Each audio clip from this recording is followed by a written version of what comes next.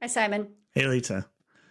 I am so inspired by the conversation we had just now with our guest, MacKenzie Green. I don't know how you're feeling, but I'm kind of on a high right now. I am too. Yeah. Yeah, I And mean, keep for going. those who don't know Mackenzie, so I met her through a mutual friend, and I'm so lucky that I serendipitously got to meet her because so she's VP of social at Future PLC, which includes brands like Who What Wear and Marie Claire. She's Hmm. also like she's sort of an overall a leader. I think she's an influencer, things like digital. She's a creator. She has the kind of the brain of both somebody who is very analytical as well as incredibly creative. She's an inspiration to women, to underrepresented people. She also is the daughter of Ernest Green, who is one of the Little Rock Nine, and so he very much has influenced, I think, who she is, who she has become.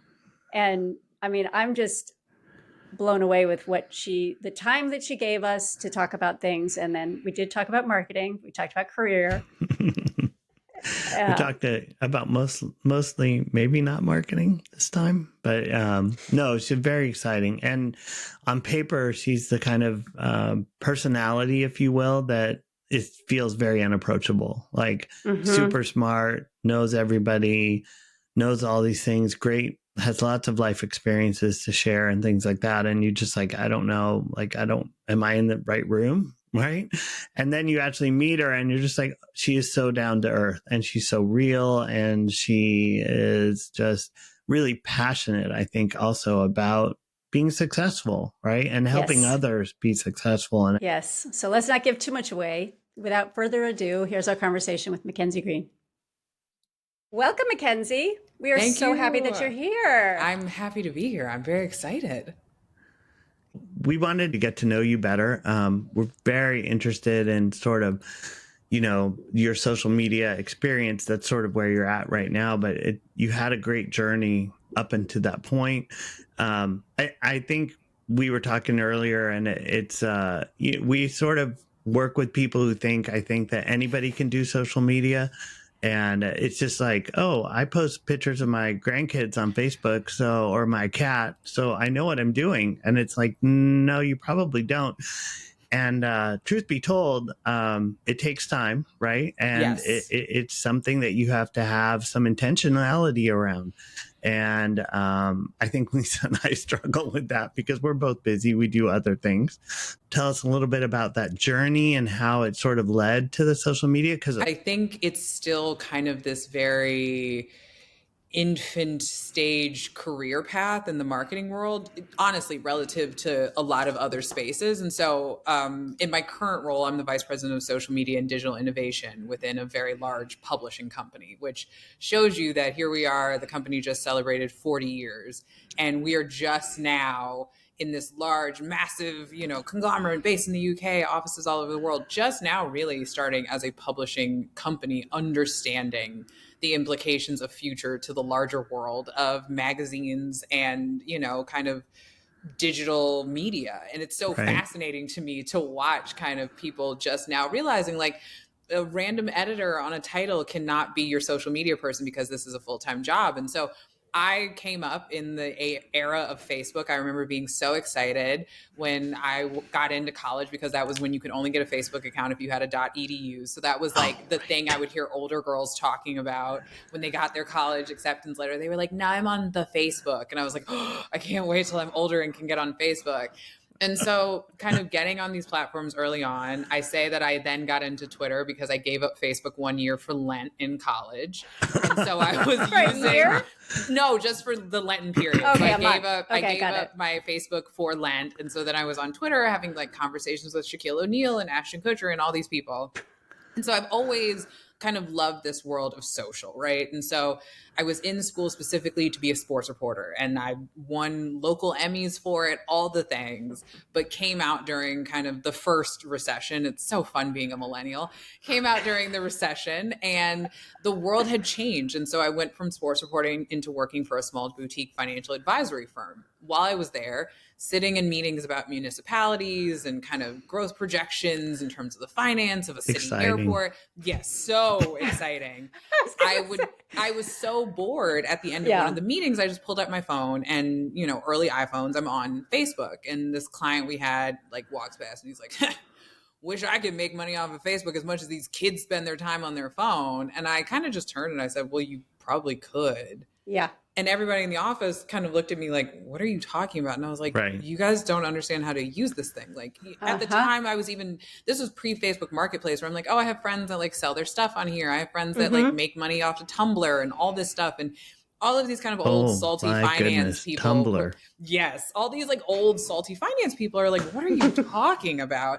And so that led me to starting my own boutique social media marketing agency out of college. And so I worked with everybody from a local mayoral candidate. That was crazy because she was the only female candidate running at the time in the DC area. And she was getting her quotes stolen by other candidates on the campaign trail. And so probably again, dudes too. Yeah, early aughts of social media. I just sat in the back of the room one day, and I remember I think her whole team thought I was the most disengaged person, and I just started live tweeting her town hall meetings. Oh, nice. And I was like, this is an easy way for us to make sure people don't steal your quotes, because we now have like an attributable space to point them to. And exactly. And so that was kind of like, what? And then I worked with a small charter school group in the DC area. That was another moment where social came in, where, you know, the gentleman that owned it was like, I'm having trouble with our re-enrollment campaign. And just through both talking to, reaching parents, like some of the parents, again, reaching out on a Facebook account, realizing the reason we're not able to send physical re-enrollment papers is we had a huge homeless student population. Oh, wow. And nobody had ever thought to like approach it from this, like, hey, just want to survey, poll you guys, you know, hey, I'm gonna hit you up on Facebook. And I remember one woman was like, yeah, I have a Facebook account. I don't have an address. Right. An address for you to send material to. But I have a digital address. Exactly. And then the last client I worked with that I'm still very proud of was an e-commerce app that bought like local DC artisans and made their products sellable online. And that was, again, a one where this was pre-QR code. So I created a hashtag. I went and stood at the metro station and handed out flowers from this florist. And I was like, hey, just make sure you use hashtag blah, blah, blah. And going to the angel investors and showing them like, this is the thing. So I've always, yes, exactly. So, I mean, and that was, I'm sitting in a meeting and they're like, £, flowers for all. And I'm like, no. There's somebody has a skit like that, right? Exactly. With hashtag. Yeah, hashtag and like all that I think stuff. It's Jimmy Fallon. But it was, I really loved that whole thing. And I've always loved kind of media, entertainment, fashion. And so that's what led me to want to get my MBA, because I was like, this whole thing is changing. This world of entertainment I interned in, and I'm loving this whole social world. Let me go find it. And what was your undergrad? My undergrad was broadcast journalism and sports administration. Oh, that's right. Okay. And so you said I'm going to get into business and understand this. Yeah. Well, I think what's interesting is I also knew an MBA wasn't strictly just for quant jocks. So I think that was what was so interesting to people that kind of saw my skill set. It was like, so you want to be a consultant? And I was like, no, I don't want to be a consultant. Like, I've reverse engineered what a lot of people in C-suites in these companies have, and they have MBAs. And it was like, what are you talking about? And even during my MBA, I had classmates when I would say, well, I want to mix the quantitative and the qualitative. I want to do something creatively, but I also want to bring in kind of statistical proof of what I'm doing behind the storytelling. Yeah. And they were like, so you want to be a producer? And I was like, no, I don't want to be a producer. And it was, so it's you were the essence of data-driven marketing. Yes, right? Yeah, exactly. 100%. And I think, and that was the thing. It's like sitting, you know, even my boss now is like very confused when I'm like building her a compounding annual growth rate model, and then simultaneously being like, I have a cool idea for Kiki Palmer. You know, it's like, I think people think this whole world is so incongruous. And to your point about everybody thinks they can do social, it's like, because they see their kids or grandkids on an account, they're like, well, how hard could this actually be for someone to do? And it's such a science, and I love it. So yeah, it's been a very circuitous path. I mean, and it's fascinating because I started to think, a lot of stuff you were talking about is also in other elements of marketing, right? Yes. Search, and you've got email acquisition. Yes. You were talking about the reaching out to the school, right? And it's like, but all of that campaign had to be multifaceted, right? Exactly. I mean, it's something as simple as the SEO quality is hashtags. People are looking at you crazy, but you're like, I remember when I would say to people early on, I was like, TikTok is going to become a search engine. And people were like, ha, ha, ha, ha, ha, never. And even now I'm preparing to travel for IMS. And the first thing I did when I was looking for hotels is I would find the hotel online. And then I would go to TikTok to be like, now let me see what it actually looks like. Right. Let me see what people are actually saying about this place. So yeah, it's been crazy. So how do you think you landed in this social media like expertise space? Like of all the things you were obviously thinking about a lot of different things, content strategy, creative data, right brain, left brain. So how did you, what was it, just because your inner working said, this is a good model, but I can make money at it, but I need to promote this person or this concept? I think it became a natural thing because what you're pointing out, social hits on all of those elements. It's like I knew from broadcast journalism what a good edit looks like. I know what a good soundbite sounds like going into your third block post commercial. So I know what needs to be at the top of it. I know what data looks like. I love within marketing. I heard a woman say the best thing ever at CES, which is like marketing is the only field that actually manipulates human behavior in the world of business. And it's like, and so for that part, I find social fascinating where it's like, I can, for all intents and purposes, when it comes to all things who, what, where, I can get you to believe the shirt you're wearing is not it. And I can get you to think you need to buy a new one. And it's like, and all of that is so fascinating to me because I'm like, it is the most interesting and constantly evolving space, which is just marketing period. But now you add the social element to it. And I'm like, I joke with friends all the time. I'm like, who knows? Maybe I'll be in a Black Mirror episode one day where it's like, yeah, you're putting the thing to your head. And in that, I've got to figure out how to market within your dreams that, now people are designing for you. Okay. Well, now that is going to be an episode. I feel like that's what always happens with Black Mirror. You watch it, you're like, oh, that just happened. You're like, oh, that's silly. And then you're like, God. Oh my God, that's where we're going. But all of it, I mean, the sort of entertainment and history is like that. So yes. So this is a little bit of a tangent, which Simon and I often do. I love a tangent. But sidebar marketing. Yes. Well, I just want to know that during all this stuff, as you were like figuring out professionally what you wanted to do, where does this whole beauty pageant stuff come into play? Oh, I mean, so I had been a Division I swimmer and junior Olympian for a very, very long time. It was the center of my world. For a very long time, my fun fact used to be I competed against every member of the Phelps family except the children, because I used to have Michael as a training partner and his now wife was my Miss California. But swimming had been the center of my universe. And then due to, here we go. Here's the call. Okay.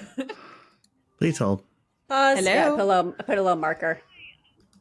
And now she's going to come up. See, this is also very funny because I'm always like, you're never on time. And she's like, I'm going to be on time. Punctual. Yes. Early. Yeah. This is my mom's been joking about this with my dad. But so I was going to say, so I had been in this world. Swimming was literally the center of my universe. And then due to an injury and just a really bad relationship with the coach, it ended overnight. And so my entire identity had to change. I like to say I had a quarter of a life crisis. I had a full freak out on the eve of my 20th birthday where I was like, my entire world has been this.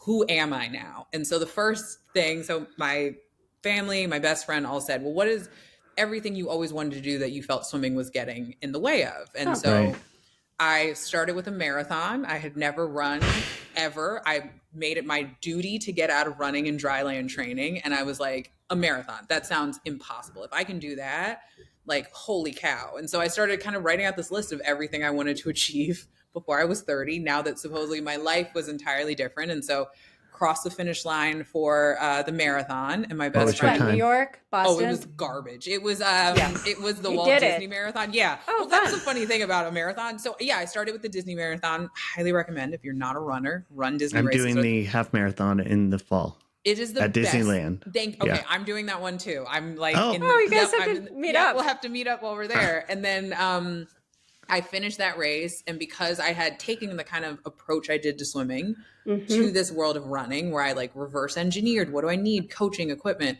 all in. So I crossed the finish line, and my friends and family were like, what's next? And I said, I've always wanted to be Miss Universe. And because they know me so well, the question was not, how do we do that? The question was, great, so where is Miss Universe being held next year? So you literally thought you would do this in a year. Yeah, and I did. I literally worked backwards the same way I had done pretty much swimming, everything else. I was like, I looked up who was the best coach. Like, I found this woman who was the Guinness World Record holder of most Miss Universe title wins. I looked up the man who made the dress for Zuleika Rivera, former Miss Puerto Rico Universe, who went on to be Miss Universe. I was like, who made her dress? Where do I need to be? All this stuff. And so, yeah, literally gave myself a year and went from never having to have competed, went to go see the Miss USA in person, because in order to go to Miss Universe, you obviously have to win the national title. So right. I had to like walk everybody back. I was like, well, first I have to win Miss USA. So they were like, great, let's buy a ticket to that. Let's buy a ticket. And so, yeah, just gave myself a year, worked backwards, and closed out that pageant top 20. So having to have gone from having to have gone from never having to have competed a day in my life. I bet everybody was pissed at you. Well, that's the thing, is you're surrounded by, as I call it, the very toddlers and tiaras crowd. That's very like, I've been doing this my whole life. I've been training. Or the woman the year prior, her story had been, she had competed 6 times for Miss Texas to finally win the title. And in my case, it was like, but to me, everybody else is like, oh, you gave yourself a year and you did it. And I'm like, well, to me, it was proof that I really can break down any goal. Like, if I can see a path to a thing, it's over. I gave a commencement speech at my undergrad alma mater a few years ago. And that was in my speech, where I said, the most dangerous thing you can let me have is a semblance of an idea of how to get to the destination. Then it's a wrap. But I feel like it's more than that, because you said yourself, you worked back. You said, yes, I'm going to do this. I want to do it. I want to prove to myself, mostly, right? Not to anyone else. It wasn't really for anyone else. And then you literally investigated, research. It's all the things that we're supposed to do as marketers. Exactly. And it's the same way when people ask me about business school. I'm like, I really looked at, where do I want to be the day I retire? Mm-hmm. Now let me look at all the people kind of doing that thing. Where are you going to be when you retire? It was hilarious. So I wrote it out in a journal. It's that I'm in my like late 80s. I'm wearing this. I'm so detailed. I'm wearing a very low-heeled Ferragamo and a nice boucle suit. I'm on my private plane with my children and grandchildren. Wow. And we are headed to an announcement that I'm going to give that I'm ready to retire. And so when I started breaking that down in my head, it was the CEO at like, because my whole life I had always wanted to be Michael Eisner. So I was like, that's the thing, is I'm like old. Everybody's like, you've been here forever. Like, just take a board seat and please sit down and leave us alone. Like, you know, I met Eisner when I was you're like, a Disney fan? Did you work for Disney? No. So this is going to sound insane. So when I was 4, Disney made a movie about my dad. Called The Ernest Green Story. And we met Michael Eisner once the film had been done. So we were on set that whole summer. Really loved this process. I think my mom was like, maybe she's going to shoot in Little Rock? Yes. And I think my mom thought I'd want to be an actress, because she was like, you were really into it. And we went to Disney before the park had opened. And I remember they had a car pull us up. It was Michael Eisner standing next to Mickey Mouse. And my mom said, I turned to her and I said, what does that adult do? And she was like, and she said, and that was the end of it. From that point on, she was like, it has been very clear. And even in my life where I've had like different like dream jobs, I've always, when I did that activity, I was like, that is the dream. That's been the dream, is to like be someone who shapes Michael culture. Eisner. I literally want you to meet my daughter. I can't wait. I cannot wait. But yeah, I think she needs mentors and inspiration. Yeah. Well, it's always a joke, is that people in my life, if I announce something, if I say like, hey, I want to go get an MBA, everybody's like, should we buy Harvard t-shirts? Should we get them now? You know, and then I like have to come back and I'm like, guys, I didn't get into Harvard. And they're like, oh, well, where'd you get into? I'm like, Columbia. And they're like, of course. It's the same thing where it's like, whenever I tell the story, people are like, so did you become Miss Universe? I'm like, no, I was top Yeah. 20 at Miss USA. And they're like, what are we doing? What is happening here? That is awesome. I'm so impressed. I think your diligence and your sort of passion for things, like, and you're able to sort of say, okay, this season, this is my Yes. passion, right? And I think that's what makes like a lethal marketer, right? It's like I've always said, I know my skill set as a marketer, specifically as a social marketer, but I've made myself try to order off of any menu. So you drop me at Telemundo, I can figure out how to market to Latino soccer fans. You know, you drop me Se at habla Betches. español? Hablo un poco de español. Nice. Tu parles français? Parlez-vous un petit français? Pourquoi mon mère c'est un francophile? So she Merci. studied. Everybody laughs at me when they're like, "You love to do that." But like, if I'm at Telemundo, if I'm at Betches, if I'm at BET Betches. Plus, if like wherever I am, I take my skill set with me, but I learn well enough to order off the menu. And I think that is a thing that people see in how I approach stuff, where it's like I have my goal setting method, and then it's like you drop me in a pottery class and I'm like, cool, are we doing this chill, or is this like we trying to make something by the end of this? Like, Right. Oh my God. I have to say, one of the things I'm going to ask you, and it's totally off the topic, but you must have hit some roadblocks. You must have hit some discouragement and been turned down, and people obviously, I think, would not believe in you, right? And so what would you say to younger people, especially young women who are trying to start their careers? And I'm seeing now I'm being selfish, but listen, I love it. You know, what would there's something about What you? would you tell Simon's daughter? Yeah, I mean, no, for sure. I think my first step you can is say Megan. Yes, Megan. Oh, I love it. Megan. I love Megan. Hey, Megan. So I would tell Megan. I would say first thing I've learned in my career is do not let your job get in the way of your career. I am so guilty of this throughout the time I have worked, where I thought the work would speak for itself. I thought if I kept my head down, if the title came, the interview request would come, the panel speaking, the invitation to come to a certain table to eat would come, you know, the mentorship, all of that. And it didn't, but it was always there. And I was so busy coming in first, leaving last, that I missed when everybody went to go have lunch with the head of, you know, audience development at NBCU from the entertainment division. I missed when the whole team was, you know, I was staying trying to work on the deck when everybody went to go talk about the World Cup strategy over lunch at 30 Rock. And it's like, I would tell her, like, when those moments come, it's okay to be like, I will have that presentation for you tomorrow. I'm actually going to go right now because Iger's walking around Disneyland and I'd be crazy to stay here when he's like feet away. The same thing with telling people, you know, I had a great mentor that told me, she was like, you have to brag about yourself. If you are waiting for other people, and I think especially as women, it is so hard to get on LinkedIn and be like, let me tell you guys about this dope project I worked on. It's a case study about me. Instead, you're like, I should wait for somebody else to say it and then I'll repost it. And then people will know it's me. Oh my God. Like, there are young women even on my team now who are like, oh, that video idea I had hit 10 million. And I'm like, why am I just now hearing this?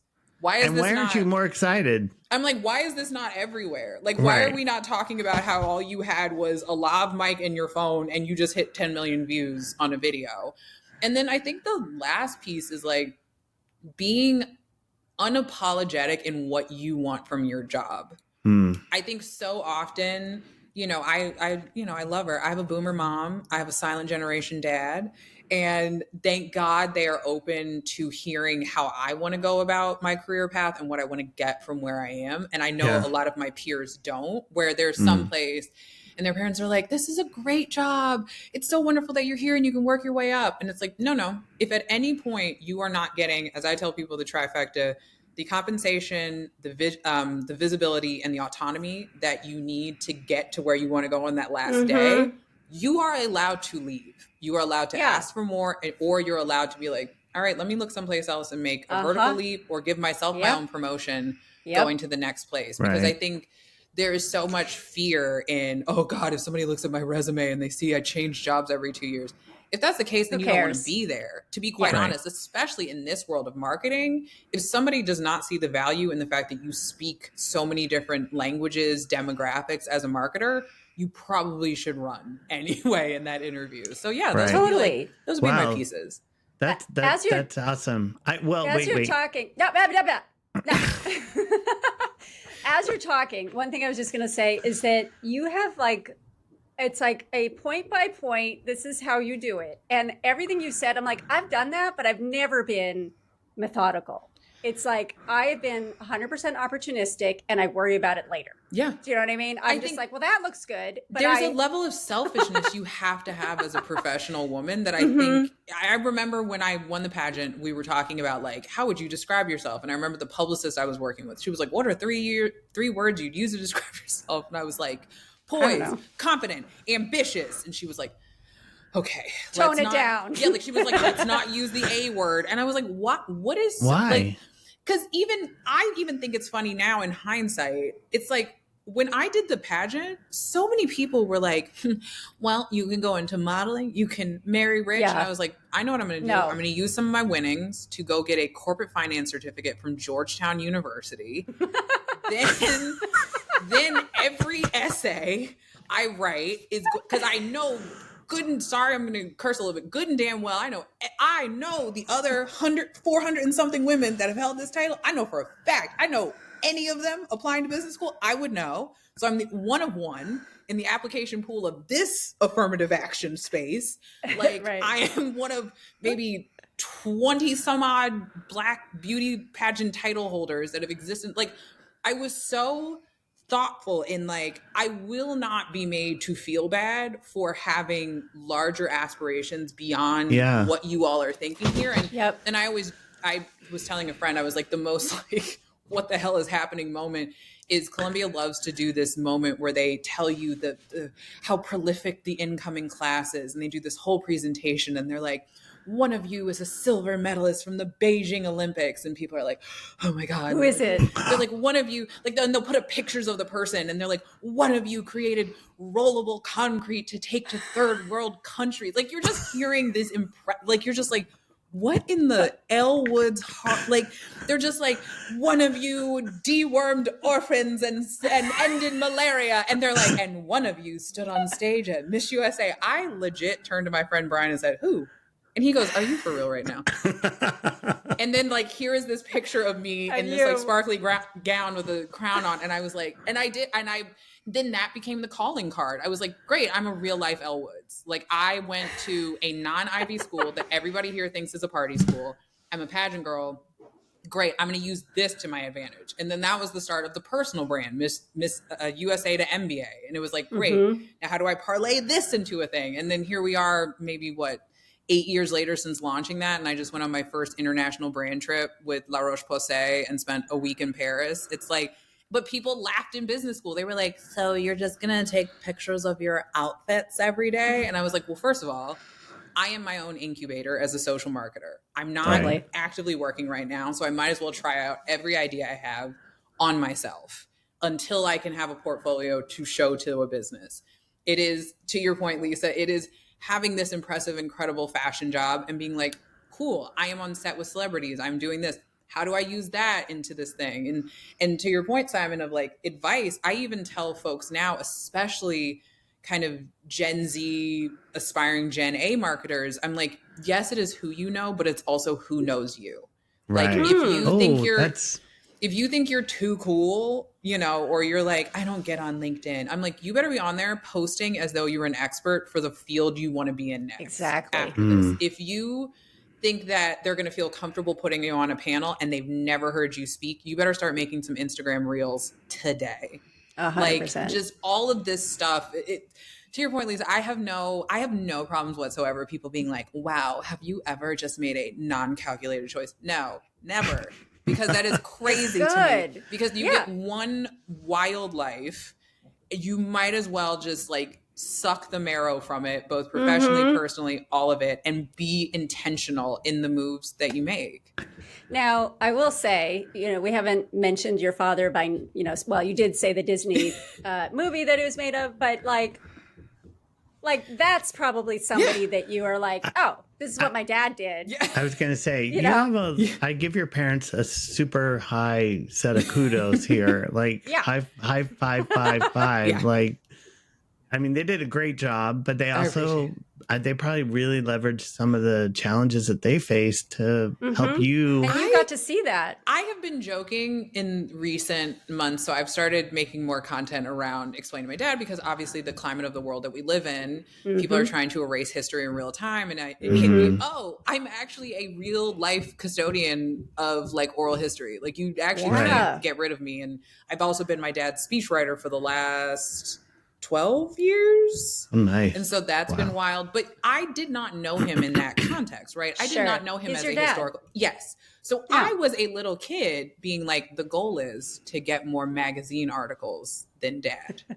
Yeah. Because every time a new laminated Black Enterprise went up or Washington Post feature, so I was like, okay, so the goal is I'm going to try to have more people talk about me than my dad. Meanwhile, like, my poor mother's probably sitting there being like, I'm going to have to tell her at some point also why there's all this stuff of her dad. But I think what I have realized, the thing I learned from him, is this idea of like, you have one crazy wild life. Also, the first one through the wall is always the bloodiest. So a fear of retribution, of what you're saying, Simon, of like having adversity, it all becomes relative when you think of it to serving a higher position.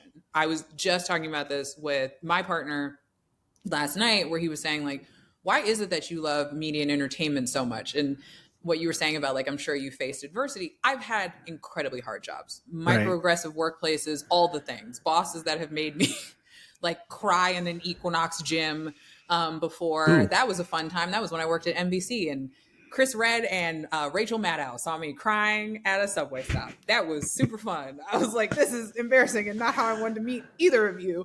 Right. But I think for me, it's like, what I learned from my dad is that higher mission keeps you informed. Like, my love of media and entertainment is the fact that Hollywood is built on the first great blockbuster being A Birth of a Nation. And for people that don't know, that was a propaganda film made to show how the country was going to devolve into chaos if Jim Crow laws did not exist. Right. So like, as hard as the days are, as long as they are, right now I have some teams that I work with in London where the morning starts at 5:30 and you're like, okay, cool. It keeps my head on, because I know, one, who I'm serving, which is that little old lady sitting on the private plane in her Ferragamo low heels, but also this bigger mission of a thing that I can see, and I think to myself like, wow, wouldn't that be amazing to know that like all of this served and was a thank you to the people who had to put up with that. And I think I learned that through my dad. Was, you know, the days were hard and long, they were dangerous, and the death threats came, but it served a purpose, because now when I look and I see, you know, an Obama, I see, you know, he even tells me, he's like, I see you saying stuff online that I'm like, oh, that would have gotten people in trouble back in the day. He was like, it makes me feel like it was all worth it. And I think on the flip side with my mom, I mean, there is no Ernest Green, there is no MacKenzie Green without Phyllis Green's mentorship and thought. Like, she is the master of, let's start at the end and work our way back. Okay. Nice. So whenever people are like, how'd you do that? I'm like, my mom is the way, that's how we did and learned everything in our family, from, you know, the to-do list on the weekend to, okay, you want to go to Miami? Great. Let's start at the end and work our way backwards. So are your parents still in Washington, D.C.? Yeah. Okay. For the last maybe like year and a half, my dad's been kind of in and out of the hospital, in a much better state now. So he got very sick when we were in Indiana visiting my mom's family. So they have been stranded in Indiana for the last few months, but I'm going to see them soon, and we're loving it. I mean, my aunt loves having her baby sister around all the time now. That's great. I was gonna sort of try and move us back. This is why we like to call our show "It's Mostly Marketing." Listen, I love it, because a lot of times it's not, but in the reality, I think it is. Like all of this to me is all of it. To me, it is as well, and I think that's what I love about this space. Right? It's like behavioral science is part of marketing. So when I'm sitting with a girlfriend and she's complaining about her latest date, I'm like tapping into my behavioral science brain, because I'm also a petty princess. I'm like, okay, so here's how we're going to approach your Instagram posting for the next month if you want him to call you. And she's like, what are we doing? I'm like, shut up. I'm working my magic on you. That's awesome. So I like, if you were a small business, let's say Yeah. you're like a solopreneur, or you just have a small 2 or 3 people work with you. It could Yep. be a services oriented business. Maybe you do a product, Yeah. something like that. And you're like, okay, we do email. I reach out, I phone call. Most of my marketing is word of mouth, but I know I need to be digital, right? Yeah. So what would you tell someone? Okay, look out a year or 2 years based on sort of your idea of working backwards. Where would you put them? And I was then what gonna would say, you tell them it's to the work do? back schedule.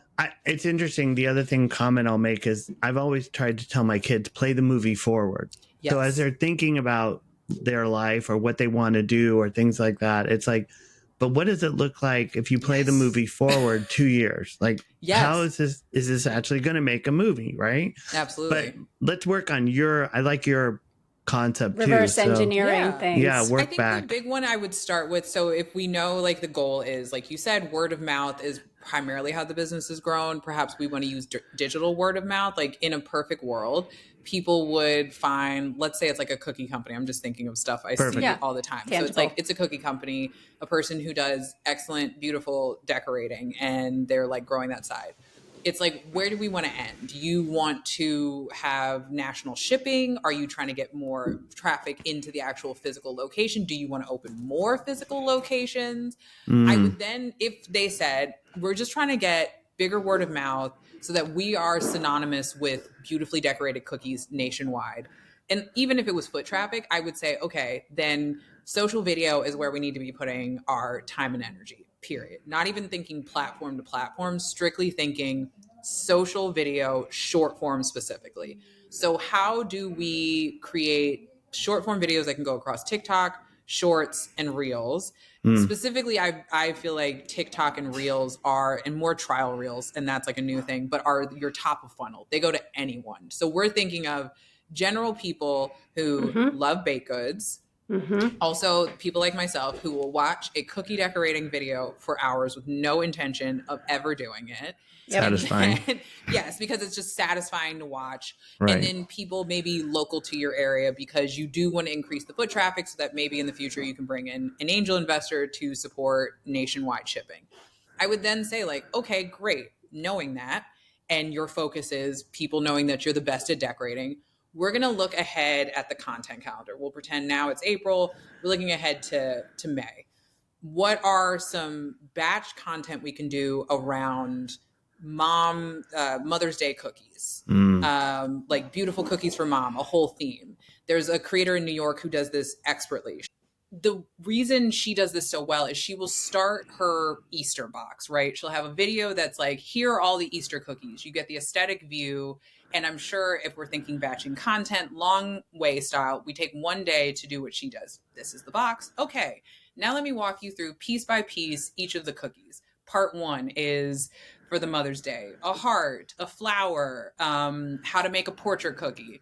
Come back for part 2. Another set of cookies that are in that box. Come back for part 3, another set.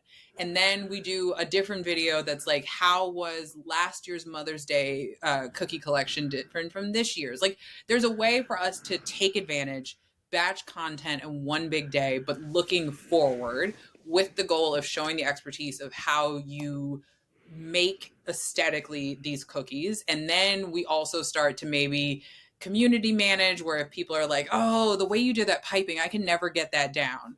Now I, as your social person, put to the side, hey, in the future, we need to make a video explaining the piping, specifically answering to the comments, because we want people to know, no matter where they are in the world, we're not gatekeeping our secrets. We'll show you whatever you want.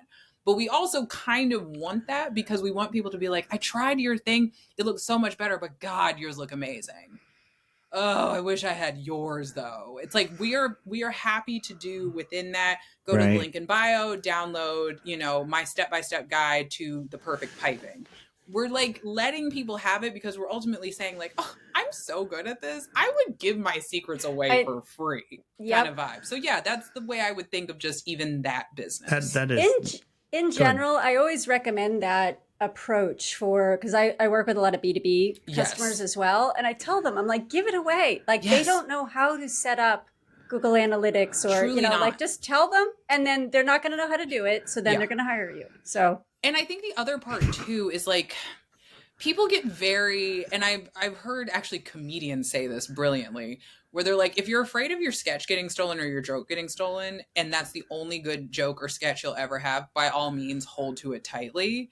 But my thing is, if you have more good ideas, that giving stuff away for free also is a signal of your expertise, because what it says is your well is so deep in what you know that you're happy to give it away. Same thing with, I have a good friend and kind of mentee who does social media in the finance space.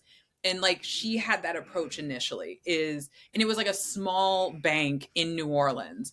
And she was like, yeah, we like don't say a lot. And I'm like, no, you should be doing like the tax tip of the day.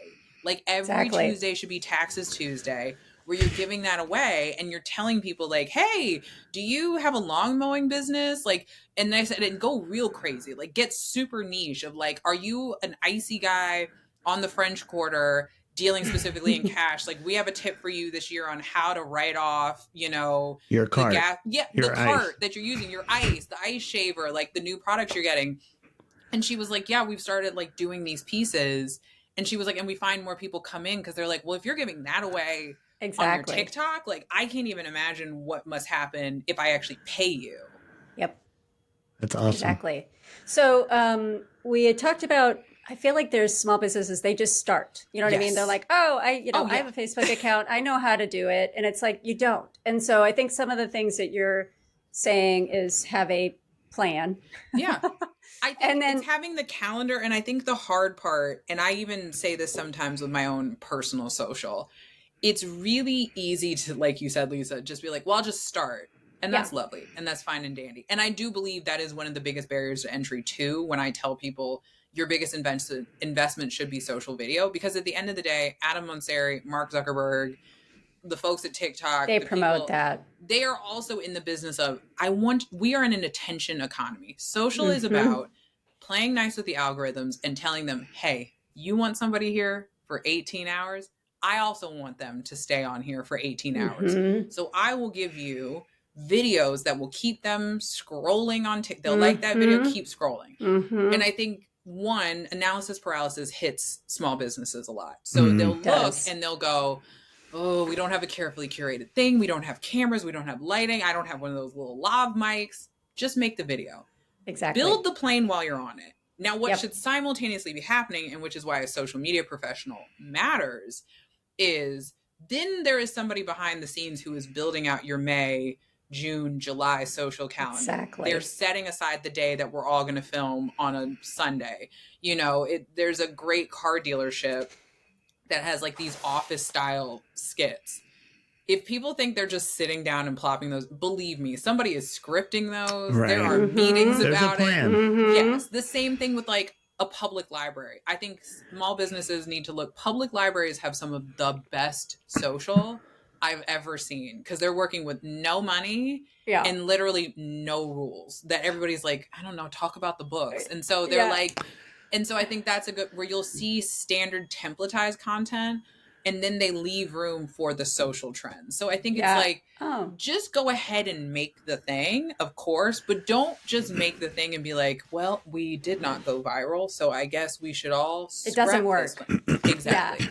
Now, how do you convince somebody that like it's worth hiring somebody, even if it's part-time, just to do this for you? Because the thing that Simon and I have observed is a lot of these small business owners are like, well, I have to do it myself. And it's like, well, you get to a point, and we've talked about this in previous episodes, where it's like, if you want to scale, you eventually have to start to like maybe you outsource some of it. Eventually you scale even more. You start to bring things back in-house. But there's that sort of interim period where you gotta hire people that are experts. I get people to understand you have to get actual functional experts. When I start usually when I start educating people on the platforms, when you start using words like top of funnel with somebody who does And not they're like, understand I don't know social, what they're that like, is. It does not compute. Yeah. Like usually once they start glitching out, I'm like, okay, so you want me to let you do this by yourself now? And they're like, no, I changed my mind. That was a bad idea. I think when you really show people like the underpinnings of the business of social, then all of a sudden the realization is this is a business, right? It's like Right. one of my favorite things in the world. And it's somebody we both know, Lisa. They really wanted to take their brand up.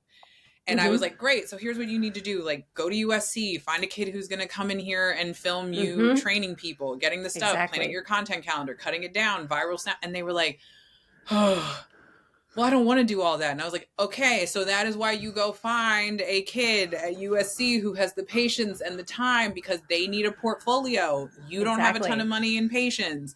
This gives them an opportunity to have worked with celebrities and, you know, professionals and all this stuff for their thing. And so like, it's just always very interesting trying to get people to understand that. I mean, it's part of the reason I forget it sometimes. Like I took on Los Angeles Comic-Con as a consulting client, literally the first year I did it, because I had not been in accounts for so long when we got acquired by Future, and I like all these brands got bought into my portfolio that had one person doing social. And I had also gotten arrogant and been like, guys, when I was at BET Plus, I was a one-man band and I made it work, forgetting I had an entire agency behind me. Right.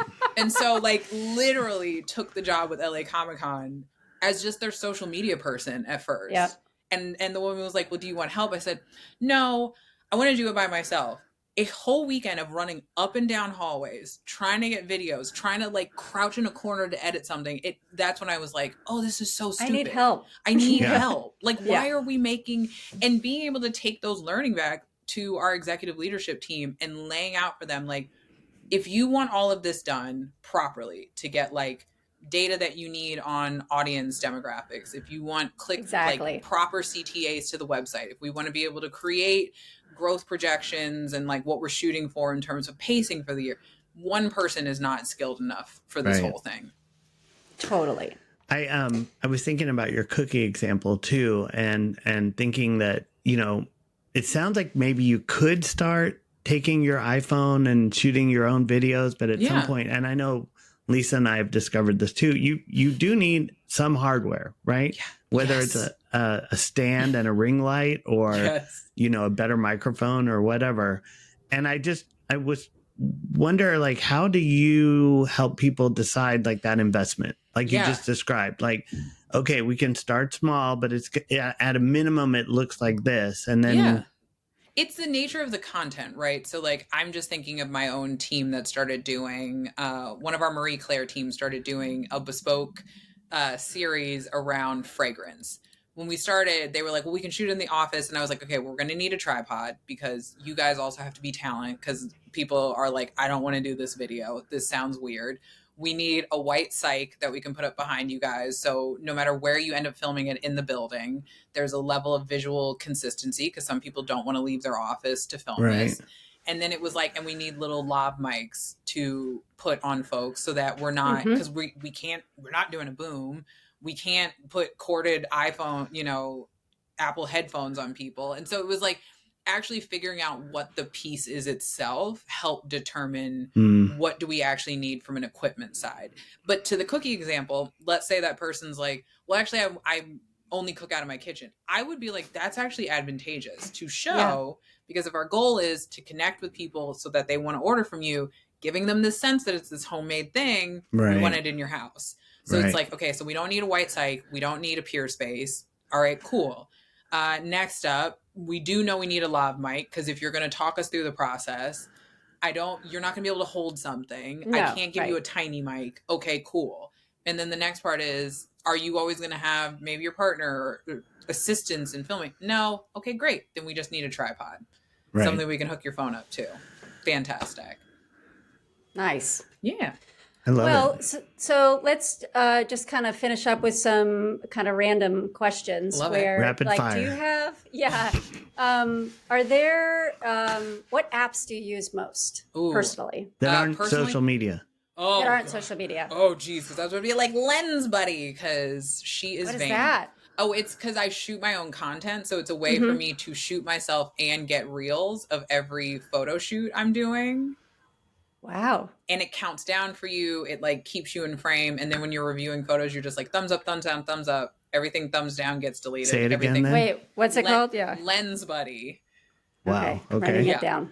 I would say, non-social media apps. My Kindle. I'm a voracious reader, so love my Business, Kindle. pleasure, both. All of it. All. Yeah, Lisa will tell you. I'm such a proponent that we undervalue fiction as leaders. I was gonna okay, fiction Like, and then it or drives historic me- fiction. No, I actually literary fiction. So Okay. one of my favorite business quotes comes from Toni Morrison Sula, which is when they realized they could be neither white nor male, they decided to be something else altogether. It is like a quote I live by professionally, which is like, I'm going to have to be something else. So don't even try to figure out what everybody else is doing. What are you reading now? Oh, currently I'm reading Like 5 things? Yeah, like 8,000 things. So I'm on it's very lame. I find research to be a leisure hobby, so I am currently studying sociolinguistics. Oh, cool. I just wrapped feminist linguistics. Right now I'm diving into internet speak and how we track it as its own language and what it's going to tell us in the future about like where we are in time and history right now one day. The book is called Because of the Internet. I'm also reading Our Great Hemisphere. Wild book. It's by Mateo Oskopor, the same guy that wrote Black Buck. It's his second book. I'm struggling with it a little bit. I'm going to try to get through it. And then for my little like digital book club, we're reading Playworld. I just came off of like Lolita, a book about the Boy Scouts. God. I'm in a real kick of like questionable dark things involving children, and Playworld is like in that genre. And I was like, after this, I need to read like a rom-com. So yeah, my Kindle is tied with my Audible on non-social related apps I love. My other one, I love walking, and I also easily get lost. So my Google Maps app is a big one. And then because I'm a child, I love freemium games. I'm just going to lump those together. Like, got it. You give me an ad, like the king is stuck in the castle. You got to do these things. You give me one of those. Like when people get served those and they're like, who's getting hit with me? I'm the reason they're in business. Hilarious. I'm personally keeping Scopely and all those in business. You are farming. You are saving kings. You are. Well, I am. Yes. I have to say, my partner's also a voracious reader, and he tends to lean towards it's either science fiction or it's like dystopian. That's usually science fiction related as well. But he has his undergrad, or maybe it was his graduate, and he got a PhD. It's computational linguistics. So I feel like you two should catch up at some point. I will also say, if anybody's like, this isn't even a question, but everywhere I go, I have to promote this book. I'm obsessed with it. It is called Challenger by Adamn Higginbotham. It is about the Challenger explosion. I know it sounds so depressing. It is one of the most beautifully written pieces of narrative nonfiction I've ever read in my life. It is also my favorite quote in it that is stuck in my head is Richard Feynman's final like kind of admonishment of what happened is he was like, what we saw here is the hubris of men untamed. And for the world we are in right now, that book felt so relevant and so it's just, I just want everybody to read it. People, every time I like suggest it, they're like, you want me to read like a 600 Were page you born? book? No, I wasn't even alive. Okay, yeah. Oh, I remember. Yeah. I remember. I was, and just as an aside, so I think I was a junior or senior in high school, and a group of us went to somebody's house for lunch. We were allowed to leave, so it must have been a senior. Yeah. And it was on TV. And we were like, what? Like, it was just like a crazy thing. And then everybody was like, it is incredibly written. I always tell people it has a very Hamilton layout where it starts with the disaster. And then what you do is you follow both NASA and each of the individual 7 astronauts through their lives, leading up to the moment that we started the book at. That's amazing. I'm going to have to check it out. Incredible. It is the most incredible thing. Where can people find you? Oh, man. You obviously know you work at Who, What, Where. Yeah, so if people want to follow there. You can follow Who, What, Where. You can follow Marie Claire. But you can find me personally at my Instagram, Miss USA 2 MBA. So the 2 is the number 2. It's USA like the title and MBA like the degree. And I also am on TikTok at Kenzie Key MAG. Okay. And then, yeah, if you have professional questions, I answer them on either of those. People will DM me everywhere, but also on my LinkedIn, MacKenzie Green. LinkedIn. Exactly. I have to Well, say, thank you. I read some of your profile and I was like, oh, how can I do this interview? Sounds so smart I and know. so Oh my gosh. unapproachable, I know. and it's the Queen. absolute opposite. Like, Listen, I appreciate that. You're very approachable. Thank you're, you. and I know. I've just- been talking about you since we started this podcast, and you immediately were like, "Yeah, I'll go." Absolutely. Without me asking, you were like, "I'll go on your podcast." Absolutely. There's no question. I mean, you're so brilliantly sent. It's so great to meet you, Simon. Like, this is truly a pleasure for me to, you know, because when people I admire professionally are like, hey, I want to hear what you have to say, I'm like, it's a good day. I love it. I mean, because I've always believed that if you're the smartest person in the room, you need to find another room. Immediately. Right. Anytime people are like, you are the smartest person I know, I'm like, that is very questionable. I'm like, I don't know how to spell Wednesday. So maybe we don't listen to me. Simon, take us home. All right. From tangents to tactics. It's mostly marketing. Thank